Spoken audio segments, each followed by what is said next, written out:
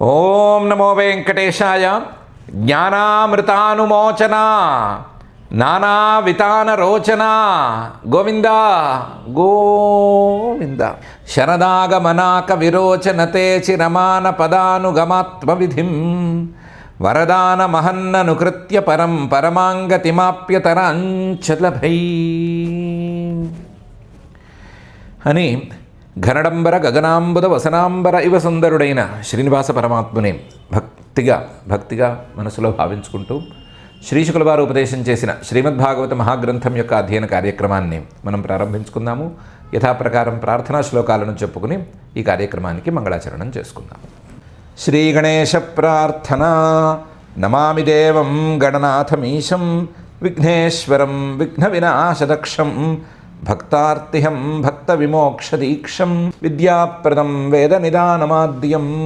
శ్రీ గురు ప్రార్థన. గురుర్బ్రహ్మా గురుర్విష్ణు గురుర్దేవో మహేశ్వర గురు సాక్షాత్ పరం బ్రహ్మ తస్మై శ్రీ గురవే నమః. శ్రీనివాస ప్రార్థన. సంప్రాప్తిహేతు తపసే సంసృతేస్తాపసాయ చ సంపూజ్యమాస తపసే శ్రీనివాసాయ తే నమః. అథ సంకల్పః అస్మాకం ఉపాత్త సమస్త దురిత క్షయ ద్వారా బుద్ధిశుద్ధ్యర్థం విద్యాభివృద్ధ్యర్థం భక్తిజ్ఞాన వైరాగ్యాది తదనుకూల సర్వసంపత్సమృద్ధ్యర్థం శ్రీ పరమేశ్వర ప్రీత్యర్థం శ్రీమద్భాగవత పాఠం కరిష్యామహే. అస్య శ్రీమద్భాగవత స్తోత్ర మహామంత్రస్య నారద ఋషి బృహతి ఛందః శ్రీకృష్ణ పరమాత్మా దేవత బ్రహ్మబీజం భక్తిశక్తి జ్ఞానవైరాగ్యే కీలకం. అస్మాకం శ్రీమద్భగవత్ప్రసాదసిద్ధ్యర్థే పాఠే వినియోగః ధ్యానం నారాయణాఖిలగుణాకరగేహనీపం వ్యాసప్రసూతశుకశౌనకవాక్యదీపం సద్భక్తిభావభయమర్దనమంత్రజాపం మార్గం సమాశ్రయత భాగవతం ప్రతీపం. శ్రీ గురుభ్యో నమః. శ్రీశుకుల వారు శరద్వర్ణనం చేస్తున్నారు. ఆ శరద్వర్ణనంలో భాగంగా శరత్కాలంలో ఉండేటువంటి 4 అంశాలను తీసుకుని 4 ఆశ్రమాల వాళ్ళు నేర్చుకోవలసినటువంటి ప్రధానమైన శ్రీకృష్ణ భక్తిని గురించి చెప్పారు 34వ శ్లోకంలోను. ఇప్పుడు పై శ్లోకంలో అంటున్నారు, సర్వస్వం జలదాహిత్వా విరేజు శుభ్రవర్చసః యథా త్యక్తైషణా శాంతాః మునయో ముక్తకిల్బిషాః అని. అయిపోయింది, వర్షాకాలం పూర్తయిపోయింది. వర్షాకాలం పూర్తయ్యేసరికి మబ్బులు తమలో ఉన్న నీటిని మొత్తాన్ని కురిపించేసేసి తెల్లగా మారినాయి. శరత్కాలంలో ఒకప్పుడు మబ్బులు ఉండకపోవచ్చు, ఒకవేళ మబ్బులు ఉంటే తెల్లటి మబ్బులే ఎక్కువ ఉండవచ్చు, అంతే తప్ప నల్లటి మబ్బులు ఉండటం అనేది కష్టం, ఉండవు.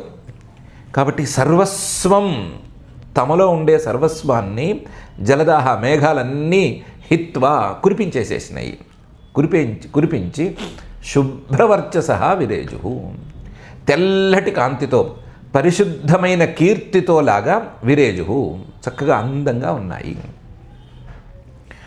ఒక లీలగా ఇందులో కనిపించే భావాన్ని చూసుకుంటే, సర్వస్వాన్ని దానం చేసేసి సర్వస్వాన్ని పరోపకారార్థం ధారపోసేసి కీర్తితో అలలారేటువంటి మహానుభావులు ఉంటారు కదా, అలా ఈ మేఘాలన్నీ కీర్తితో, తెల్లటి కీర్తితో వెలుగొందుతున్నట్లుగా తెల్లగా వెలుగొందినాయి.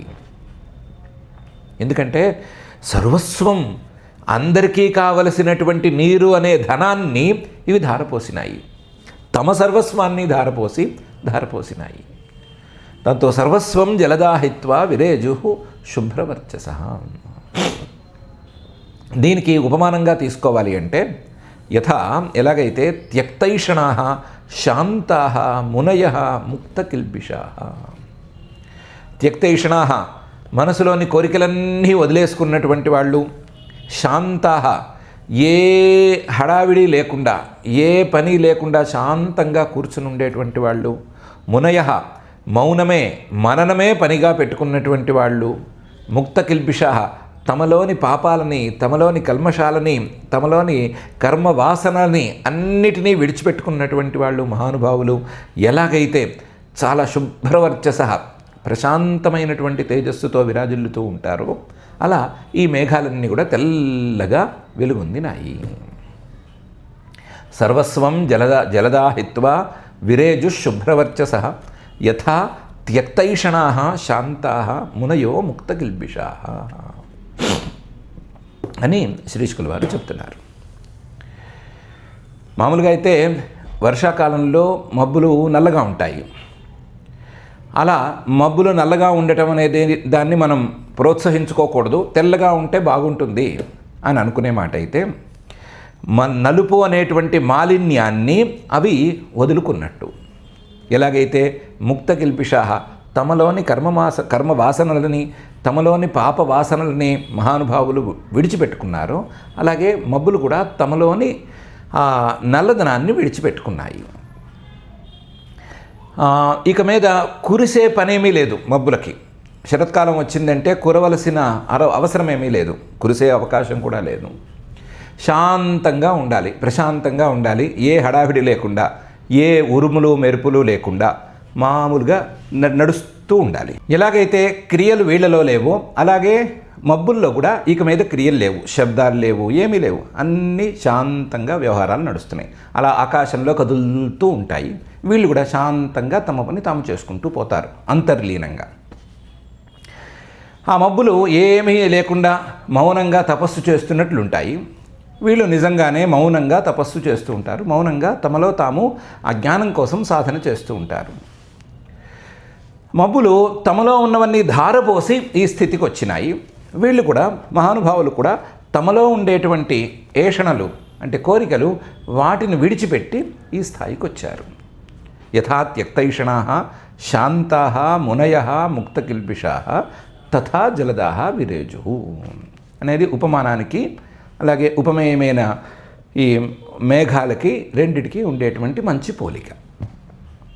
ఇందులో ఉపమానం చాలా ప్రధానమైంది, ఉపమేయందే ఉంది, నడుస్తూనే ఉంటుంది. శరత్కాలంలో మబ్బులు తెల్లటి మబ్బులు నడుస్తున్నాయి అనేది సామాన్యమైన విషయం. ఉపమానంలోనే చాలా గొప్ప విషయం ఉంది. మనిషిగా పుట్టిన వాడికి 3 రకాల కోరికలు ఉంటాయి అని ఉపనిషత్తులు తెలిసినాయి. వాటికి ఏషణాహ అని పేర్లు పెట్టినాయి, లేదా ఏషణాత్రయం అని పేరు పెట్టినాయి. ఏషణాత్రయం పుత్రైషణ, విత్తైషణ, లోకైషణ అనేటువంటి ఏషణాత్రయం. పుత్రైషణ అంటే నాకు పిల్లలు కావాలి, నాకు పెళ్ళి కావాలి, భార్య కావాలి, కుటుంబ పోషణ కావాలి, ఆ పిల్లలకి మళ్ళీ పెళ్ళిళ్ళు కావాలి, వాళ్ళకి పిల్లలు పుట్టాలి, వాళ్ళు బాగా పెరగాలి, వాళ్ళు బాగా సెటిల్ అవ్వాలి అనేటువంటి కోరిక మనిషికి. ఇది సహజం. ఇవన్నీ జరగాలంటే ఏం కావాలి? విత్తైషణ, విత్తం కావాలి అని విత్తం మీద కోరిక. ఈ విత్తాన్ని 2 రకాలుగా విభజించుకోవచ్చు. ఎందుకంటే ఈ కోరికలన్నీ తీరాలి అంటే పిల్లలు కలగాలి, వాళ్ళు సెటిల్ అవ్వాలి, వీళ్ళు బాగుండాలి, వాళ్ళు బాగుండాలి, అందరూ బాగుండాలి, నా వాళ్ళందరూ బాగుండాలి అనే కోరిక తీరాలి అంటే వట్టి మన లోకంలో ఉండే ధనం సరిపోదు. దానికి దైవం విత్తం అనే 2వ రకమైన విత్తం కూడా కావాలి, పుణ్యం కూడా కాస్తంత కావాలి. దాన్ని నమ్మినా నమ్మకపోయినా అది కూడా కావాలి. దైవం విత్తం, మానుషం విత్తం. కాబట్టి నాకు విత్తం కావాలి. ఏం కావాలి? ఈ కోరికలన్నీ తీరటానికి వీలుగా కావాల్సిన ధనం కావాలి. ఆ ధనం సరిగ్గా ఉపయోగపడి అనుకున్నట్లుగా జరగటానికి పుణ్యము కావాలి అనేటువంటిది 2వ కోరిక. అది విత్తైషణ. ఈ విత్తం సరిగ్గా అమరి అంటే పుణ్యం బాగుండి ఈ విత్తము ఆ విత్తము 2 అమరి మొత్తం సెటిల్ అయిపోతే అన్నీ బాగుంటే తప్పనిసరిగా వచ్చేటువంటి కోరిక లోకైషణ. ఏంటి? ఈ లోకం నన్ను గుర్తించాలి, ఈ లోకంలో నాకు కీర్తి పెరగాలి, ఈ లోకంలో నన్ను ఆదరించాలి. ఎంతవరకు ఆదరించాలి అంటే దానికి ఏమీ ఎల్లలు లేవు.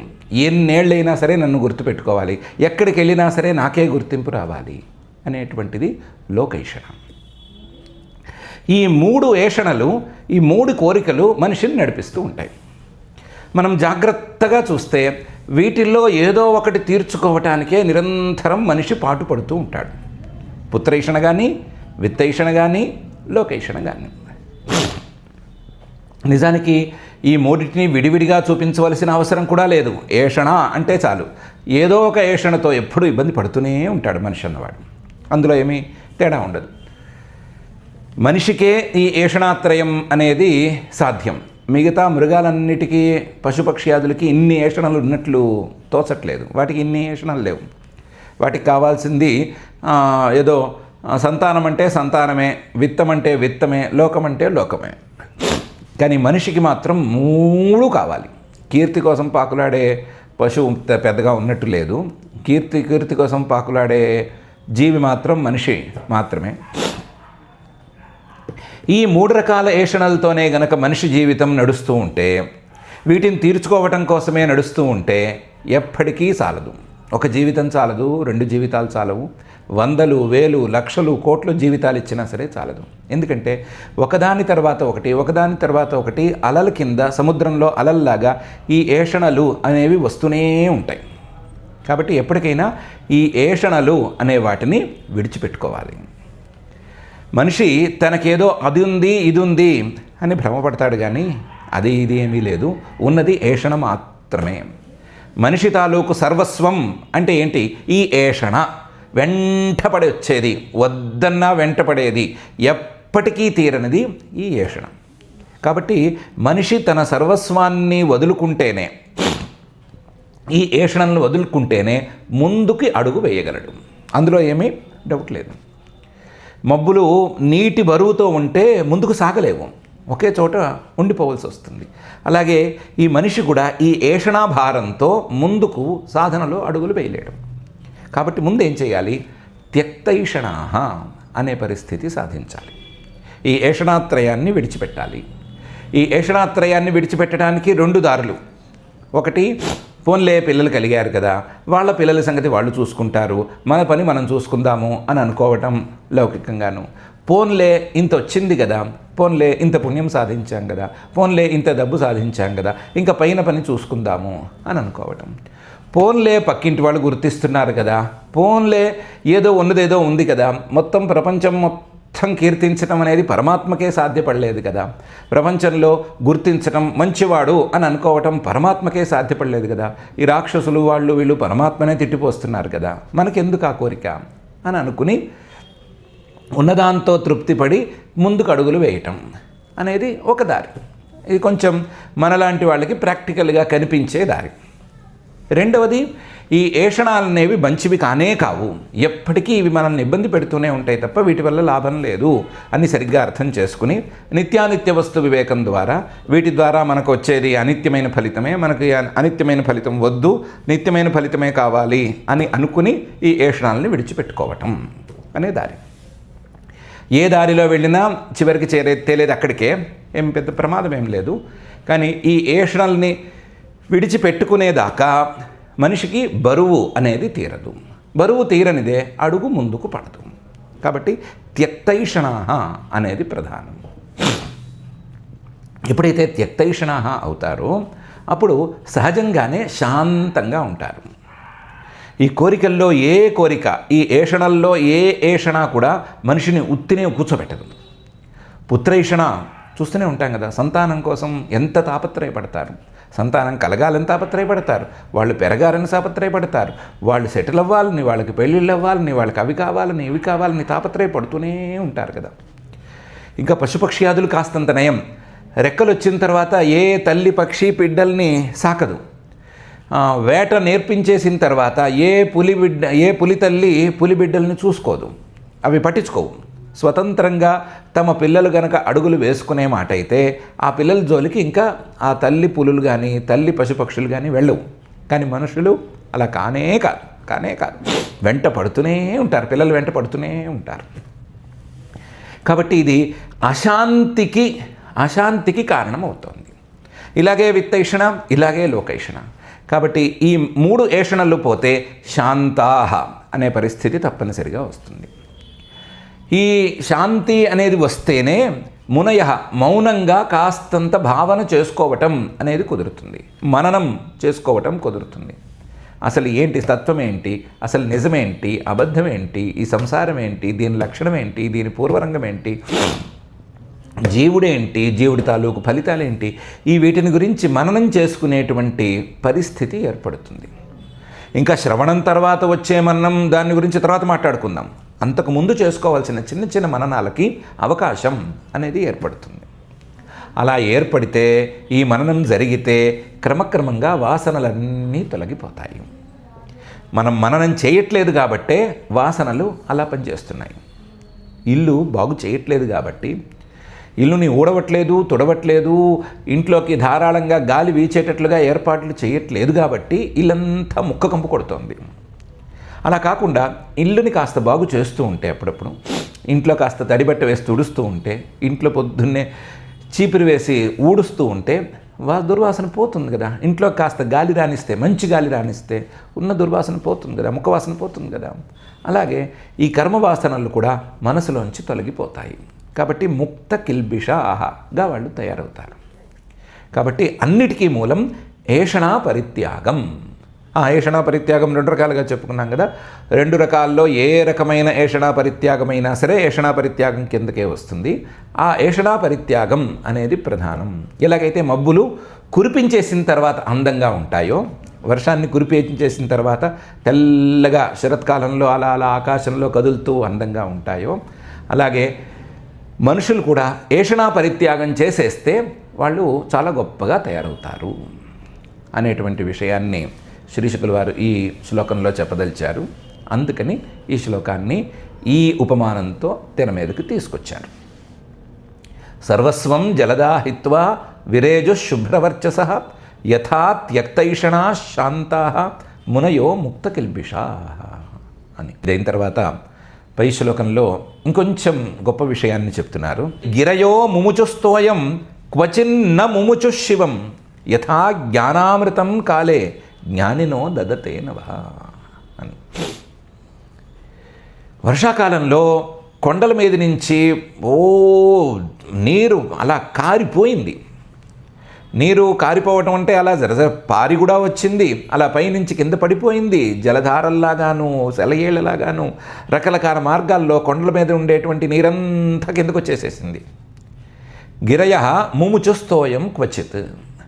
తమలో ఉండే ఒక్క చుక్క నీటిని కూడా ఈ కొండలు అట్టి పెట్టుకోవట్లేదన్నట్లుగా ఉన్న నీరంతా వదిలేసినాయి. కానీ ఇప్పుడు అర్థమైంది ఏంటంటే, ఆ పర్వతాలు కొంచెం వర్షం వస్తున్నప్పుడు ఎర్రగా ఉండేటువంటి నీళ్ళను మాత్రమే కిందకి విడిచిపెట్టేసినాయి. క్వచిన్ నముముచు శివం. శరత్కాలం వచ్చేసరికి కొద్ది కొద్దిగా తమలో ఉండేటువంటి స్వచ్ఛమైన నీటిని అలా అలా అలా కిందకి పారుస్తున్నాయి, కిందకి పారేటట్లు చేస్తున్నాయి. శివం అంటే ప్రశాంతమైన స్వచ్ఛమైన నీటిని నిదానంగా విడిచిపెడుతున్నాయి. గిరయో ముముచుస్తోయం క్వచిన్న ముముచు శివం. మంచి కొండలు, పెద్ద కొండలు, వర్షాలు బాగా పడే కొండలు అయితే మిగతా సంవత్సరం అంతా ఇలాగే విడిచిపెడతాయి. ఎంత సామాన్యమైన కొండైనా సరే అది శరత్కాలంలో మంచి నీటిని, అంటే స్వచ్ఛమైన నీటిని కొద్దిగా విడిచిపెడుతుంది. కొండ శిఖరాల దగ్గర, కొండ పై భాగాల్లోనూ కొండల మీద చెరువులు లాంటివి ఉంటాయి. నీళ్ళు అక్కడ బాగా నిలుస్తాయి. వర్షం వచ్చినప్పుడు ఆ చెరువులు పొంగి మొత్తం ఉన్న నీరంతా కింద పడిపోతుంది. వర్షం ఆగిన తర్వాత ఆ చెరువుల్లో ఉండేటువంటి నీరు కొద్దిగా బయటకు వస్తూ ఉంటుంది. కొద్దిగానే ఎలా బయటకు వస్తుంది అనేది ఆశ్చర్యం. కొద్దిగా బయటకు వస్తుంది, చాలా రోజుల పాటు పారుతూనే ఉంటుంది. కొన్ని కొండల్లో అయితే క్రమంగా పారుతూనే ఉంటాయి. నీరు ఎప్పటికీ ఆరదు, క్రమంగా నీరు వస్తూనే ఉంటుంది. గిరయో ముముచుస్తోయం క్వచిన్న ముముచు శివం. ఇంతకుముందు మొత్తం నీటినంతా బయటికి తోసేసినటువంటి కొండలు ఇప్పుడు మాత్రం మంచి నీరు అయ్యేసరికి కొద్దిగా విడిచిపెడుతున్నాయి. దానికి ఉపమానం ఏంటంటే, యథా జ్ఞానామృతం కాలే జ్ఞానినో దదతేనవా. అమృతతుల్యమైనటువంటి జ్ఞానాన్ని ఈ జ్ఞానవంతులు ఒకప్పుడు బాగా కురిపించేసేస్తారు, ఒకప్పుడు ఆచితూచి ఏదో ముక్కల కింద, చిన్న ముక్కల కింద చెప్తారు. ఒకప్పుడు కర్మ విజ్ఞానము లేదా మరొక విజ్ఞానము చెప్పాలి అంటే ఉన్నట్టు మొత్తం చెప్పేసేస్తారు. అదే శివం పరమాత్మతత్వం గురించి చెప్పాలంటే మాత్రం అప్పుడో ముక్క, ఇప్పుడో చిన్న విషయం, అప్పుడో చిన్న విషయం, అలా చిన్న ముక్కలుగా చెప్తారు, కొద్దిగా చెప్తారు. నిజమైన తత్వజ్ఞానులైతే శిష్యుడు యోగ్యుడైతేనే ఆ యోగ్యతని చూసుకుని, యోగ్యతని సరిగ్గా తాసులో వేసుకుని, యోగ్యత అనేది ఎంత తూగితే అంతవరకు మాత్రమే ఉపదేశం చేసి ఊరుకుంటారు. ఈ శిష్యుడు ఎంతవరకు చెప్తే సాధన చేసుకోగలడు అనే విషయాన్ని చక్కగా లెక్క వేసుకుని ఆ లెక్క ప్రకారం ఉపదేశం చేస్తారు. యథా జ్ఞానామృతం కాలే జ్ఞానినో దదతే నభా. ఎలా ఉందో అలాగే ఈ మబ్బుల తాలూకు వర్షాన్ని తమలోకి తెచ్చుకున్నటువంటి కొండలు కూడా మంచినీటికి వచ్చేసరికి కొద్ది కొద్దిగా విడిచిపెడుతున్నాయి అని శ్రీశుకుల వారు ఈ శ్లోకంలో చెప్తున్నారు. గిరయో ముముచుస్తోయం క్వచిన్ న ముముచు శివం యథా జ్ఞానామృతం కాలే జ్ఞానినో దదతే నభా అని. అంతా నీరే, కానీ వర్షాకాలంలోని నీరు కొండ మీద నుంచి దూకేస్తుంది, కానీ మంచినీరు శరత్కాలంలో కొద్ది కొద్దిగా వస్తుంది. అలాగే అంతా విజ్ఞానమే, మిగతా కర్మ విజ్ఞానాలు కానీ లేదా లౌకికమైన విజ్ఞానాలు కానీ ఇవన్నీ కూడా ఎక్కువగా దూకేస్తాయి. పర్వాలేదు, ఎవరైనా సరే దీన్ని వినొచ్చు, ఎవరైనా సరే దీన్ని విని ఇందులో ఏ ప్రశ్నలు వేసుకున్నా సరే ఇబ్బంది ఏమీ లేదు. తత్వం దగ్గరికి వచ్చేసరికి ఎవరు కన్ఫ్యూజ్ అవ్వకూడదు, కన్ఫ్యూజ్ అయ్యి చెప్పేవాళ్ళని కూడా కన్ఫ్యూజ్ చేయకూడదు, చెప్పేవాళ్ళని పాడు చేయకూడదు. ఉత్తుత్తినే ప్రశ్నలు వేసేస్తారు, ప్రశ్నలు వేసి ఒక్కొక్కప్పుడు తోడేస్తూ కూడా ఉంటారు, తోడేద్దాం అనుకుంటారు. ఆ ప్రశ్నలు వేసి సమాధానాలు దొరకపుచ్చుకున్న తర్వాత ఏం చేస్తారు, కొత్త ప్రశ్నల కోసం వెతుకుతారు. అందుకని అందరికీ వెంటనే ఇప్పుడు మొత్తం వలకపోసేయాల్సిన అవసరం లేదు. ఒక మంచి విషయం, వాళ్ళు అందుకోగలిగిన విషయం వస్తే అది వాళ్ళ మనసుకు హత్తుకుంటే దాని మీద వాళ్ళు కాసేపు దాన్ని మనసులో దాన్ని భావన చేసుకుని దాంట్లో ఒక్క అడుగు ముందుకు వేస్తే ఇంకో విషయం అందితే దాన్ని పట్టుకుని ఇంకొక విషయం, దాన్ని పట్టుకుని ఇంకొక విషయం, ఇలా వాళ్ళు చేస్తూనే ఉండొచ్చు, ముందుకు వెళుతూనే ఉండొచ్చు. అలా వెళితే ఈ ఉపదేశం చేసినటువంటి మనిషికి లేదా ఈ తత్వజ్ఞానికి ఆ ఉపదేశానికి విషయమైన జ్ఞానానికి రెండిటికి సార్థకత అని ఉంటుంది. ఉపదేశానికి సార్థకత ఉంటుంది, లేకపోతే ఏమవుతుంది, ప్రశ్నల కోసమే మిగిలిపోతుంది.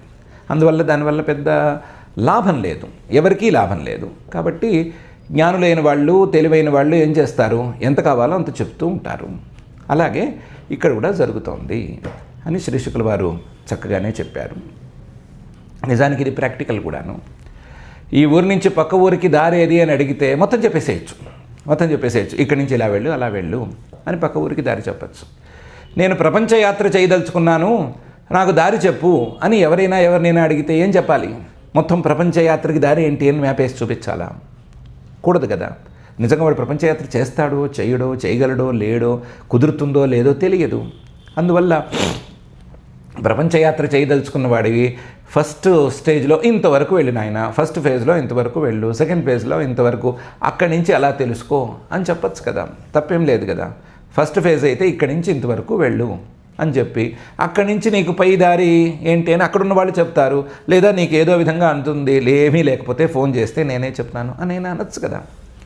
కాబట్టి ప్రపంచయాత్రికుడు కావాలన్న వాడికి మొత్తం విజ్ఞానాన్ని ఏమీ ఒలకపోసేయక్కర్లేదు, ముక్కలు కిందే చెప్పచ్చు అనే లౌకిక దృష్టాంతం ఎలా ఉందో అలాగే తత్వజ్ఞానం కూడా యోగ్యతానుసారంగా చిన్న చిన్న ముక్కలు చేసి ఉపదేశం చేయవచ్చు అనేటువంటి విషయాన్ని, నిజానికి అలాగే చెయ్యాలి, చేస్తేనే వినేవాడికి లాభము, లేకపోతే వినేవాడికి పెద్దగా లాభం ఉండదు అనేటువంటి విషయాన్ని ఈ శ్లోకంలో శ్రీశుకుల వారు చెప్పదలుచుకుని ఈ విధంగా అంటున్నారు.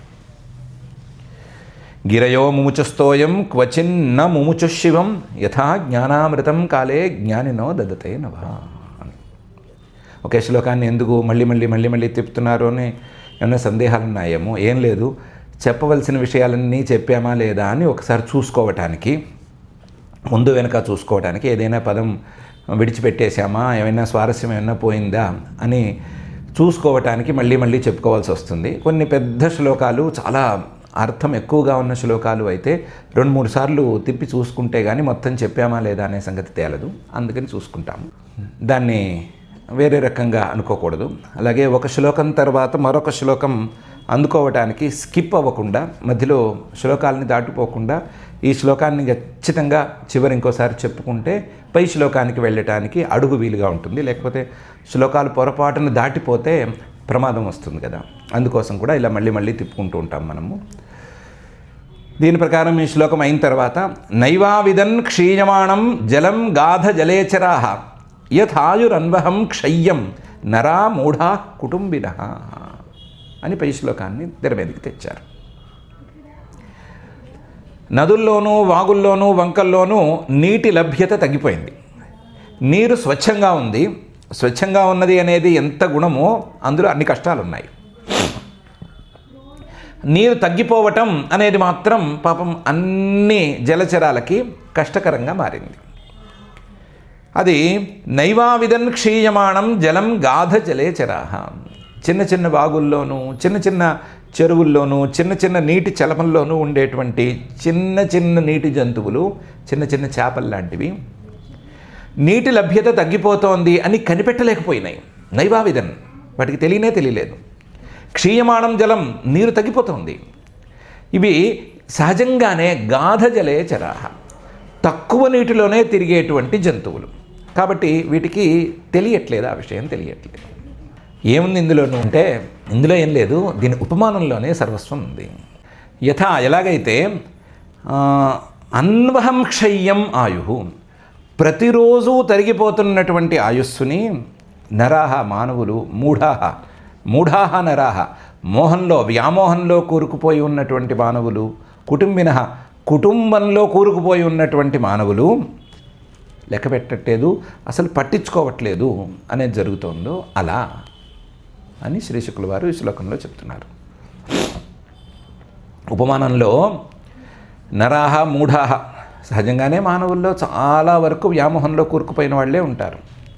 అందులోనూ కుటుంబినః నరాహ మూఢాహ, కుటుంబ వ్యామోహంలో పడిపోయి ఉన్న వాళ్ళే ఎక్కువ ఉంటారు.